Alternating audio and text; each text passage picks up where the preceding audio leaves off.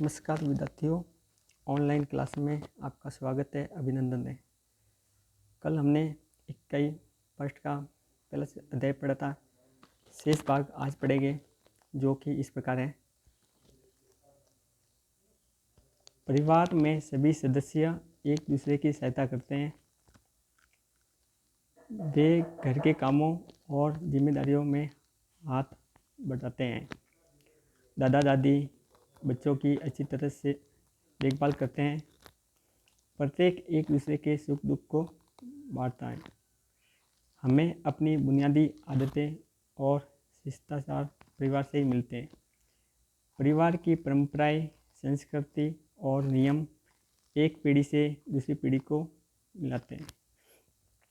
कहने का मतलब ये है कि परिवार के जो सदस्य होते हैं, जो एक दूसरे की सहायता करते हैं, कामों में मदद करते हैं और अच्छी तरह से देखभाल करते हैं और साथ में सुख दुख को भी बांटते हैं। और बुनियादी आदतें, शिष्टाचार परिवार से ही हमें मिलती हैं। परिवार की जो परंपराएं होती है, संस्कृति, नियम, जो एक पीढ़ी से दूसरी पीढ़ी को मिलते हैं। नेक्स्ट आगे पढ़ेंगे परिवार वृक्ष। परिवार वृक्ष चित्र या वृक्ष जैसा चार्ट होता है, जो परिवार के विभिन्न सदस्यों के बीच रिश्तों को दिखाता है। यह विभिन्न पीढ़ियों के लोगों को दर्शाता है। उदाहरण के लिए, आपके दादा दादी एक पीढ़ी के हैं, आपके माता पिता, अंकल और आंटियाँ दूसरी पीढ़ी के हैं और आप तथा आपके चचेरे भाई बहन तीसरी पीढ़ी के हैं। ये आगे देखिए विद्यार्थियों, ये कुबेर का परिवार वृक्ष के रूप में दर्शाया गया है। इसमें पहली पीढ़ी, दूसरी पीढ़ी, तीसरी पीढ़ी को दर्शाया गया है। पहली पीढ़ी में दादाजी व दादी जी को दर्शाया गया है। दूसरी पीढ़ी में पिताजी व माताजी और अंकल आंटी को दर्शाया गया है। तीसरी पीढ़ी में भाई बहन, चचेरे भाई बहन और चचेरी बहन को दर्शाया गया है। इस प्रकार इस पिक्चर में ये कुबेर का परिवार वृक्ष को दर्शाया गया है। आगे देखिए, हम एक जैसे क्यों दिखाई देते हैं। हम जो हैं एक जैसे क्यों दिखाई देते हैं। आपने देखा होगा कि हम में से अधिकतर किसी न किसी बात में अपने माता पिता जैसे दिखाई देते हैं। हमारी आदतें भी समान होती हैं और हमारा व्यवहार भी एक जैसा होता है। हमें अपने दादा दादी और माता पिता से जो विशेषताएं प्राप्त होती हैं, उन्हें वंशानुगत विशेषता कहते हैं। कहने का मतलब ये है कि हमारे जो हम एक जैसे दिखाई देते हैं, उसका अभिप्राय है कि जो हमारे दादा दादी, माता पिता, जो विशेषताएं जो पीढ़ी दर पीढ़ी आगे स्थानांतरित होती रहती हैं, उसको बोलते हैं वंशानुगत विशेषताएं। हम शक्ल जुड़वा बच्चे। हम शक्ल जुड़वा बच्चे। कभी कभी किसी माता से दो बच्चे एक ही समय पर जन्म लेते हैं, उन्हें जुड़वा बच्चे कहते हैं।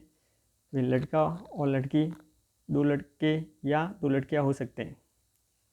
जुड़वा बच्चे एक जैसे भी हो सकते हैं और नहीं भी।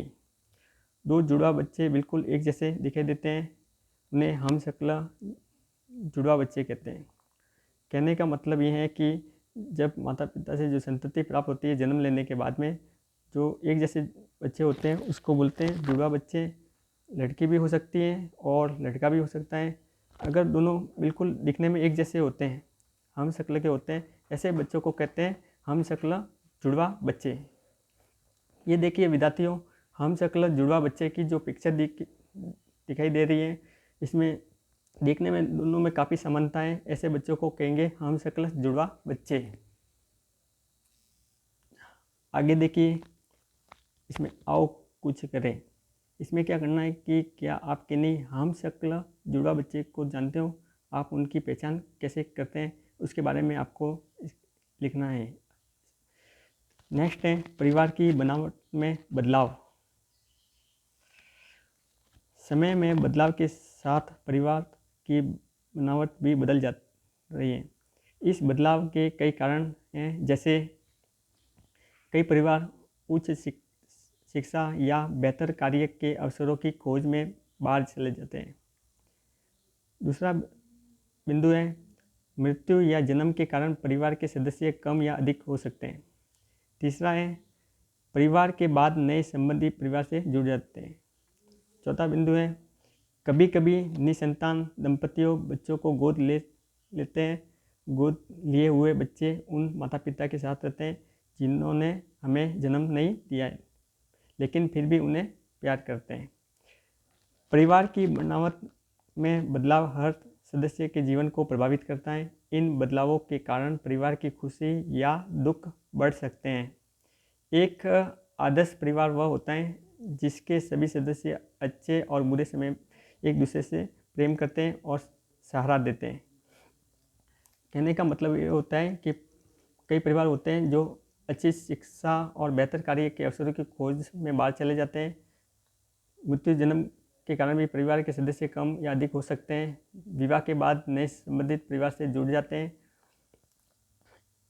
कभी कभी निसंतान दंपतियों को गोद लेने की जो प्रथा होती है वो अपनाई जाती है।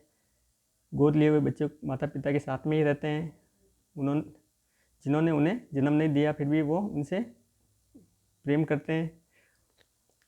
और एक आदर्श परिवार के बारे में ये कहा गया कि आदर्श परिवार वह होता है जिसके सभी सदस्य अच्छे होते हैं या बुरे समय में भी एक दूसरे के क्या करते हैं सहारा लेते हैं या सहारा देते हैं। आओ दोहराएं। इसमें कुछ बिंदु है। पहला बिंदु है परिवार समाज की जो बुनियादी इकाई होती है। परिवार समाज की बुनियादी इकाई है। दूसरा बिंदु है परिवार मुख्यतः दो प्रकार के होते हैं। हमने पहले पढ़ चुके हैं कि परिवार दो प्रकार के होते हैं। पहला है एकल परिवार और संयुक्त परिवार। नेक्स्ट है एकल परिवार में माता पिता और उनके बच्चे साथ साथ रहते हैं।